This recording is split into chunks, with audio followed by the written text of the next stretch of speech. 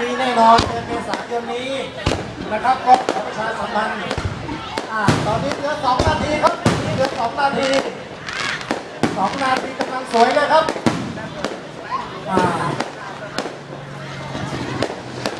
ครับก็ขอนะครับแฮปปี้นิวเยียร์นะครับดูเราทุกที่กับทุกท่านเลยนะครับ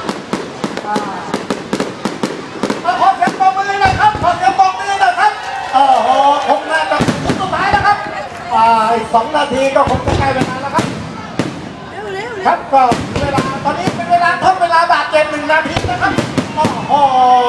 อลังการงานสร้างขอบคุณนะครับงานนะครับของท่านนายกท่านนายกสวินทพัฒน์สุวรรณโชคนะครับนายกประมงของติดต่อทูขอบคุณทีมงานขอบคุณไปยังสปอนเซอร์นะครับเดอะรีสอร์ทนะครับขอบคุณไปยังนะครับท่านที่ช่วยเหมาลำโพงมานะครับทุกท่านขอบคุณไปยังพ่อค้าแม่ค้า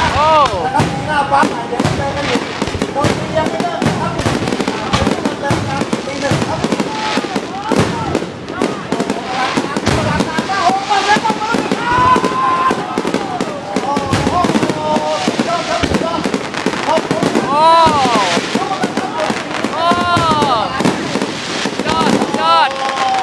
สุดยอดเลย